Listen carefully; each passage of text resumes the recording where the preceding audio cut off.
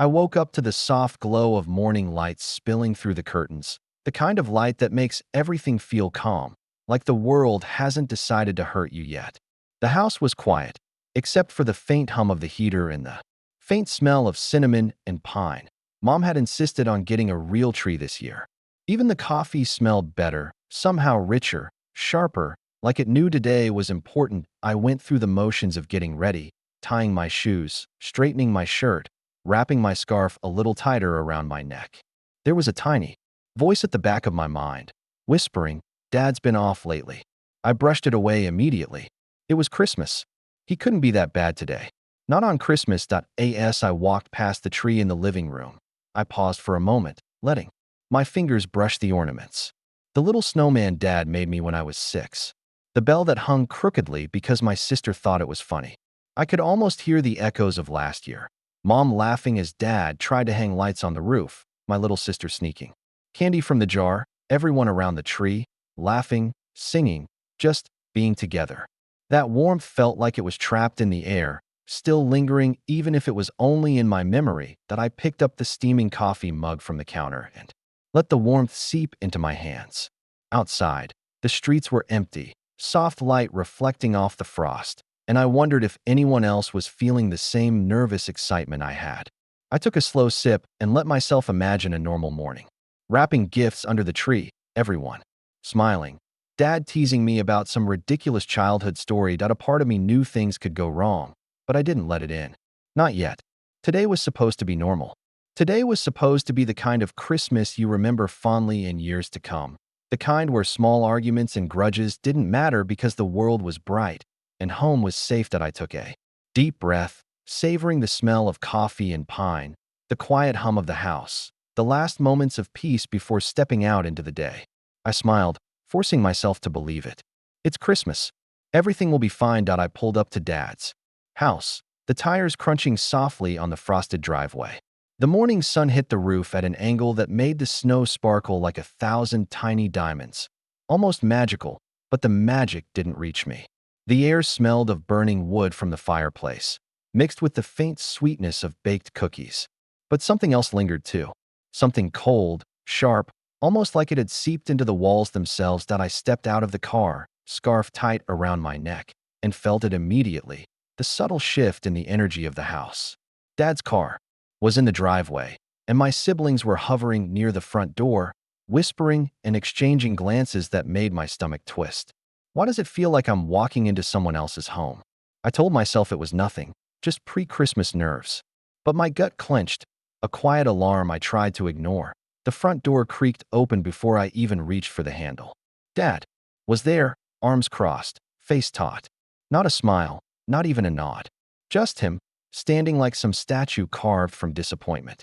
I forced a tight smile, the kind that says, "I'm happy to be here," even when your heart is doing that jittery, unsure dance inside your chest. That I noticed the small details immediately. The way his hand lingered on the doorknob, the way my sister's fingers tapped nervously against her coat, the faint scent of his cologne mixing with the wood smoke. Everything felt off. Even the ornaments on the tree seemed to hang lower, drooping in some invisible tension that wasn't there last year. As I walked in, I caught a flash of last Christmas. Dad had been laughing then, genuinely, while trying to hang lights on the tree, and Mom kept shushing him with a giggle. The house had felt alive, warm, forgiving. Now, the warmth was gone, replaced with a quiet that pressed against my chest.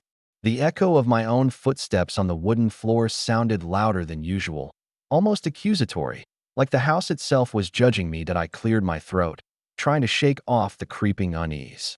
"Merry Christmas," I said, the words sounding too small, too polite. I glanced at Dad. His eyes flickered briefly, a shadow crossing them that I couldn't quite read. And that's when the first seed of suspicion planted itself in my mind. Something wasn't right. I poured myself a cup of the spiced cider Mom had left on the counter, the steam rising in delicate curls. I took a slow sip, letting it coat my throat, trying to steady my thoughts. But the nagging feeling refused to leave. He's different today, and it's not just Christmas nerves. Something's coming. I told myself to focus on the laughter that should happen, the warmth that should fill the room. But as I looked around, the whisper of last year's memories made it almost cruel. The contrast between then and now pressing down harder than the cold outside. We had barely finished exchanging the usual polite greetings when it happened. Dad's voice cut through the room, sharp and cold, like ice against the warmth I had been holding on to all morning. "You've always been a failure," he said, louder than anyone had expected. And just like that, the air shifted. I froze, coffee mug halfway to my lips, the warmth spilling unnoticed onto my fingers. The words didn't just sting. They landed heavy, like bricks stacking up inside my chest. My mouth opened, then closed again. My mind raced, trying to grasp the absurdity of it. Did he just call me a failure? In front of everyone? I blinked at him, searching for any hint that he might be joking. There wasn't one. Only the sharp, hard-set lines of his face. The eyes that no longer held warmth. Only judgment. I could hear the faint shuffle of my siblings behind me, their whispers hanging like a chorus of unease. The smell of burnt cookies, normally comforting, now seemed bitter in the air. The lights on the tree flickered slightly as if the room itself had recoiled. My fingers gripped the coffee mug so tightly my knuckles whitened, the warmth of the drink no longer reaching me. And then it hit me. All the little cracks I had noticed before, the tense silence when I walked in, the sidelong glances, the air of expectation, everything made sense. I'd been blind to it, telling myself, it's Christmas. He can't be that bad today. But he was. And worse, he'd waited for this moment, this perfect intersection of family and festivity, to make me feel smaller than I had ever felt before. I thought of all the nights I had spent working to prove myself, the projects I had poured myself into, the sacrifices, the late nights fueled by nothing but coffee and stubbornness, the boardrooms, the clients, the endless emails. I thought of the childhood Christmases when his praise had meant the world. And now, it felt meaningless. All of it. A flashback hit me like a punch. Me at age 8, proudly showing him my first science project, expecting a smile, a nod, even a faint "good job." Instead, he had frowned, said I could do better. Always. Better. Never enough. And here I was, decades later, still carrying the same invisible weight. That I tried to respond, tried to say something, anything, but my voice caught somewhere in my throat. The room felt smaller, the walls closer.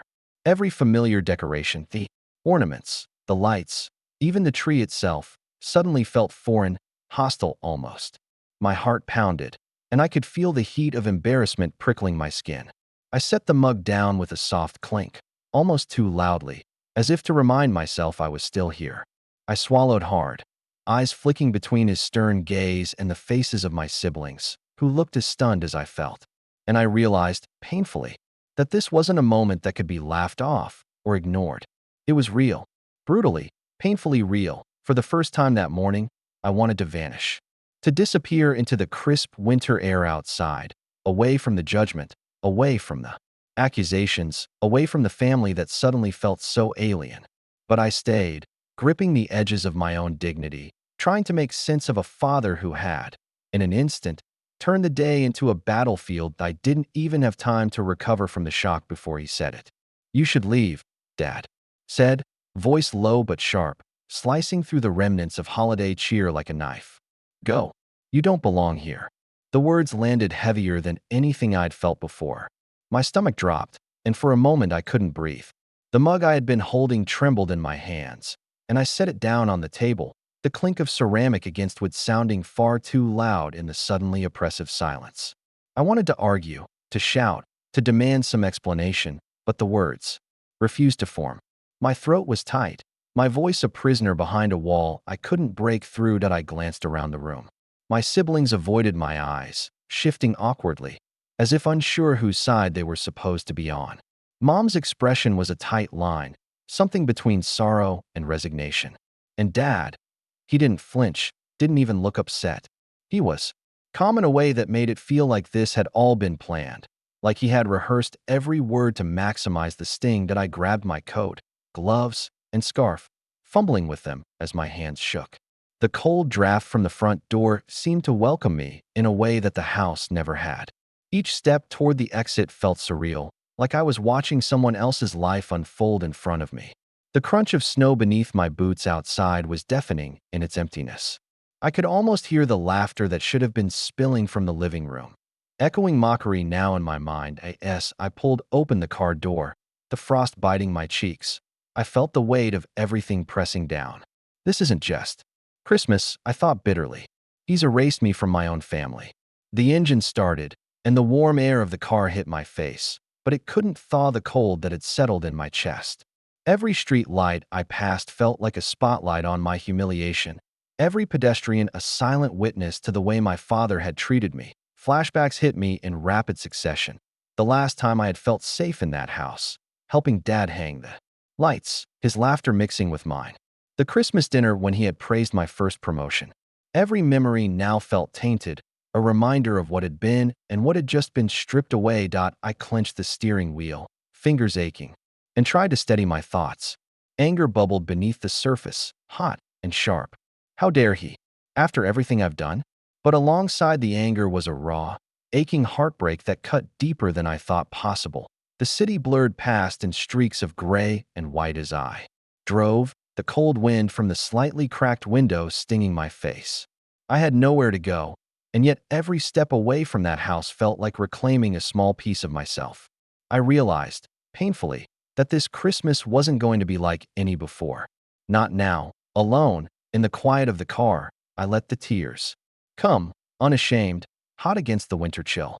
I thought of all the Christmases I had once loved, all the small joys and laughter that now seemed like someone else's memory. And in that moment, I understood that I wasn't just leaving a house. I was leaving behind a version of my family that no longer existed for me. I got back to my apartment and slammed the door behind me, the sound echoing like a punctuation mark on the morning's disaster. The room was quiet, too quiet, and the faint hum of the heater couldn't chase away the icy knot in my chest. I sank onto the couch, wrapping my arms around myself as if the motion could hold the pieces of me together. I replayed every word Dad had said, every sharp glance, every moment of that living room that had felt suddenly hostile. Was I ever enough? The thought twisted and churned in my mind, like a storm I couldn't escape. I had worked so hard, achieved so much, and yet here I was, discarded like an old ornament left in the box at the end of the season. The apartment smelled faintly of leftover takeout from last night, stale, comforting, indifferent, and I let it mingle with the ache in my stomach. My phone buzzed with messages I wasn't ready to answer, friends checking if I was okay, family members trying to fill a space I wasn't sure I belonged in anymore. I ignored them all, not out of malice, but because even responding felt like pretending that nothing had happened. I closed my eyes and allowed myself a flashback. One of those small, painful moments that suddenly carries years of meaning. Me, 9 years old, showing Dad my drawing, expecting that smile, that approval. Instead, a sigh, a shake of the head, a fleeting, cold disappointment. Nothing's changed, I realized bitterly. It's always been like this. Anger bubbled under the surface, hot and relentless. I wanted to scream, to throw something across the room, to let every ounce of frustration and betrayal out in a mess of sound and fury. But I didn't.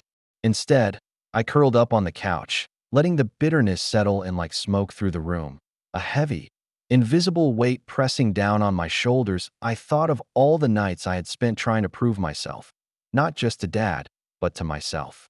The late nights at work, the extra projects, the sacrifices I had made to succeed. And yet, according to him, none of it mattered. All of it meaningless. I could almost hear his voice, cold and precise, slicing through my thoughts. Failure. I wandered the apartment aimlessly, letting my fingers brush over the spines of books, the cold glass of the window, the faint dust on the coffee table. Each object was a reminder of my life outside of him, of the little world I had built for myself. Yet the emptiness of the room made that world feel fragile, like a snow globe ready to shatter with a single shake. I poured myself another cup of coffee, the warmth doing little to chase away the frost in my chest. The steam curled lazily into the air, a small, silent companion in a room filled with silence and resentment. I thought of the snow outside, the frozen streets, the city moving on without a thought of me.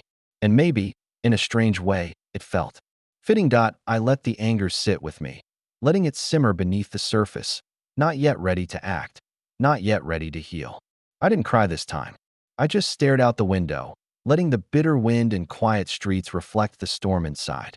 It was a lonely kind of clarity, the first real sense of understanding that my worth had never been defined by him, and that maybe it never would be. That night, I didn't sleep. Not really. I sat at my desk, the apartment dark except for the harsh glow of my laptop screen.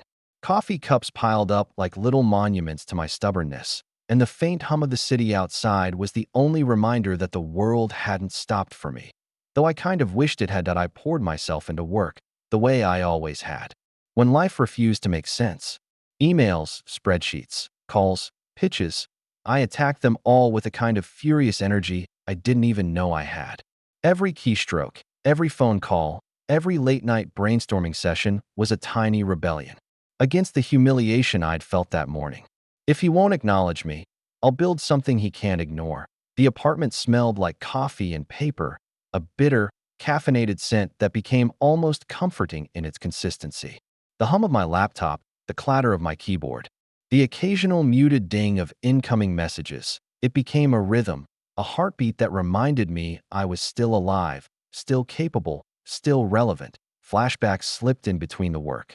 I remembered the first time I pitched an idea to investors, palms sweaty, heart hammering, my voice trembling, but I had done it anyway. I remembered Dad's faint disapproval from years ago, the way he had always doubted me, always assumed I'd stumble. That doubt, which had once felt suffocating, now fueled me, a kind of gasoline poured over my ambition. I stayed late, long after the city outside had quieted. Streetlights flickered, casting long shadows through the blinds, and the coffee had long gone cold, but I barely noticed. I made plans, charts, projections. I envisioned the future in a series of spreadsheets and PowerPoint slides, mapping out a world where success wasn't dependent on approval or love from anyone else. Especially not him. I could feel my anger simmering beneath every decision, but it was focused now, sharp, purposeful. Each strategy, each client acquisition, each small victory felt like a brick in a wall I was building, not just for my company, but for myself. A fortress of accomplishment I could step into whenever the world reminded me of my past failures. I remembered the nights I had stayed in the office as a kid, sketching ideas, reading manuals, learning things no one thought I could. I had always been willing to work harder than anyone, and now I channeled every ounce of that energy, every sleepless night, every ounce of hurt, into something tangible, something undeniable. By the time the sun peeked through the blinds, I was exhausted, body trembling from caffeine and tension, but my mind was clearer than it had been in months. For the first time since that morning, I felt a tiny spark of control. Not over him, not over my family, but over my own life. I leaned back, letting the chair creak beneath me, and let myself imagine what could come next. A company built from scratch, a life carved from resilience, a victory that wasn't about revenge, but maybe a little about proving to myself that I could rise above, that I could be more than a failure in his eyes. Weeks turned into months, and the work I had thrown myself into began to take shape in ways I hadn't dared to imagine. My company, once just a small idea scribbled on napkins and whiteboards, was growing. Clients came, deals closed, and with every small success, I could feel the tension of that Christmas morning slowly morphing into something else, something sharper, more exhilarating. Then came the call I'd been waiting for, though I didn't know I was waiting for it. The boardroom was quiet except for the soft hum of the air conditioning, the crisp click of shoes on the polished floor. My assistant's voice trembled slightly over the phone. They accepted. Your company is buying the empire. Time slowed. I gripped the edge of the table so hard my knuckles hurt, staring at the screen as if it were a mirage. My father's empire, his businesses, the things he had built to control and impress, were now in my hands. The irony hit me with a delicious sting. So this is what it feels like to be on top. Funny how the universe works. I could almost hear the ghost of his voice from that morning, echoing in my memory. Failure. It was laughable now. Not cruelly, not in a way meant to gloat, but in a quiet, satisfying way that made me realize how far I'd come. All those nights at the office, all the bitter coffee, all the missed holidays, they weren't just survival. They were preparation. Flashbacks surged like electric currents. The long nights drafting proposals, pitching to investors while trembling inside. The first time a client had said yes, and I'd felt that surge of impossible hope. Dad had never believed I could do this, but I had done it anyway. And now, the very empire he had used to define his power, to measure my worth against, would be mine. That I let myself sit back in the chair, closed my eyes, and breathed. The weight of the moment pressed down, heavy but exhilarating. There was no fanfare, no ticker tape parade, just the quiet realization that I had finally created something undeniable, something lasting, something that didn't need his approval to exist. Visuals of the office came to mind. The glow of monitors, charts rising on screens, colleagues shaking hands and smiling in muted celebration. The scent of fresh coffee mixed with the faint, crisp aroma of success. Every click, every keystroke from those months of relentless effort had led to this. And yet, beneath the triumph, a quieter thought lingered. I didn't need this to hurt him. I didn't need to rub it in his face. This was my victory, my story. The empire, the success, the recognition. It was all proof to myself that I could rise, regardless of the family I was born into. I smiled, almost imperceptibly, feeling the thrill of accomplishment settle alongside the deep, quiet satisfaction of justice. Not the kind measured in anger, but the kind measured in resilience, perseverance, and the undeniable fact that I had succeeded on my own terms. That I never thought I'd see him like this. Not calm, not smug, not distant, but stunned. Standing in the sleek boardroom, the hum of the air conditioning mingling with the faint scent of polished leather and coffee, I watched him realize, maybe for the first time, that the world had shifted. That the empire he had once used to define power, to measure me, was now under my control. That we shook hands, stiff and formal, each of us aware of the invisible weight between us. The gesture should have been simple, routine, but it wasn't. His eyes flickered, betraying a flicker of something I hadn't seen before. Maybe respect, maybe disbelief, maybe a hint of fear. I couldn't tell, and honestly, I didn't care. I remembered all the moments from my childhood that had built up to this. The Christmas mornings when his praise was rare and fleeting, the dinners where my victories were met with silence, the nights spent studying, working, learning while he slept oblivious. Every memory surged forward, a river of old wounds and small triumphs that I had carried quietly inside me for years. And yet, here I was, standing taller than I had in a long time, not out of arrogance, but because I had worked for this. Every deal, every late night, every rejection I had turned into motivation had led to this quiet, undeniable moment. The irony was delicious, but I kept it in check. I didn't need to gloat. The truth was enough. His mouth opened, probably to say something sharp, something dismissive, something meant to cut me down, but no words came. Instead, he shifted uncomfortably, his posture betraying the realization that I had outgrown his measure of me. I allowed a small, controlled smile, the kind that doesn't boast but carries the weight of everything unsaid. Flashbacks came like a quiet montage, him correcting my homework, sighing when I tried to show him accomplishments, dismissing my successes. In small, invisible ways. I had absorbed it all, let it shape me, let it push me. And now, the narrative had flipped. The empire that had once been a symbol of his control was mine to manage, mine to grow, mine to redefine. That I didn't speak. I didn't need to. The silence between us carried more power than any words could. I let the moment linger, watching the tension twist in his shoulders, the slight tightening of his jaw. There was no celebration here, no fanfare, just recognition, silent and electric, that I had become someone he could no longer dismiss. That I left the boardroom feeling a strange mixture of satisfaction and relief. The victory wasn't in making him feel small. It was in proving to myself that I could rise above it all, that my worth had never depended on his approval, and that I could succeed without it. After that meeting, I found myself alone in my apartment again, the city humming softly outside my window. The skyline stretched before me, streaks of gold and pink from the setting sun reflecting off glass towers. And for the first time in months, I felt a sense of calm. Not triumph, not revenge, just clarity. I poured a cup of coffee, the warmth seeping into my hands, and let my thoughts wander. I thought about the morning of that Christmas, about the words my father had spat, the humiliation, the heartbreak. And then I traced the path from that moment to here. The late nights, the endless work, the quiet victories no one had witnessed. I realized that I had built something lasting, something that mattered, entirely on my own terms. Flashbacks drifted through my mind like old photographs, me hunched over a laptop, brainstorming proposals.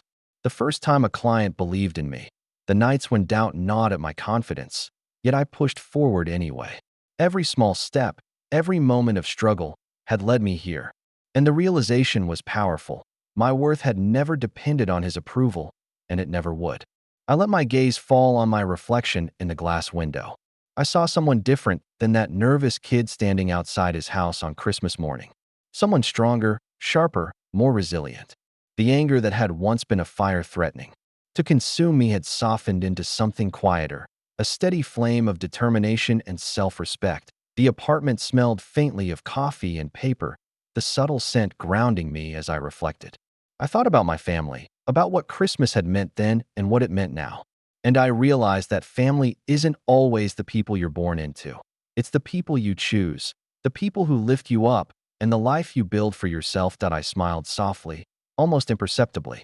There was no rush, no need to prove anything anymore. The city lights began to twinkle as night settled in, and I felt a deep, quiet pride. I had survived humiliation, heartbreak, and rejection. I had turned pain into purpose, and in the process, I had discovered a sense of self I hadn't realized was waiting inside me all along. For the first time in a long while, I felt free. Free from the weight of expectation, free from the need for validation, free from the shadow of someone else's opinion. I had my own life, my own successes, my own empire. And that, I realized, was more than enough. Christmas came around again, but this time it was different. I wasn't driving to a house where I felt invisible. I wasn't stepping into a living room weighed down with judgment. Instead, I set my own table, decorated my own space, and built my own traditions. The lights twinkled softly, reflecting off the window panes, the faint scent of pine and cinnamon filling the room. It was quiet, peaceful, and entirely mine. I thought back to the years of struggle, the mornings I had been cast out, the nights I had spent questioning my worth. And I realized that all of it had led to this, an understanding that family isn't defined solely by blood. Family can be the people who show up, who love without expectation, who celebrate your existence without measuring it against some impossible standard. Flashbacks flitted through my mind, gentle but vivid. Last Christmas with Dad, the sharp sting of his words, the long nights at work, the quiet moments of triumph when a project succeeded, a client smiled, a goal was reached. Each memory had shaped me, and each had brought me to this moment of calm, self-determined happiness. That I poured a cup of coffee, the warm aroma curling around me like a familiar embrace. Outside, snow fell softly, dusting the streets in white, turning the world into a quiet, glistening canvas. I let myself smile, genuinely this time, feeling the deep satisfaction of a year survived, of lessons learned, of wounds slowly healed. There was no need for revenge, no need to gloat. The victory had been mine all along, not in taking what Dad built, but in building my own life, my own sense of self-worth, my own empire of effort, courage, and resilience. I had learned that power, respect, and love, most importantly, self-love, couldn't be given by anyone else. They had to be earned and nurtured from within. I glanced around the room at the small decorations I had hung myself, the presents carefully arranged, the faint twinkle of lights reflecting in the window. This was my home, my space, my peace. And for the first time, Christmas didn't feel like a measure of failure. It felt like a quiet celebration of survival, growth, and quiet triumph. I sat back, coffee in hand, snow falling outside, city lights twinkling, and felt a deep, enduring sense of closure. I had faced humiliation, heartbreak, and doubt, and emerged with something stronger, steadier, and more enduring than anything money, empire, or approval could provide. I had my life. I had my peace. And that was enough.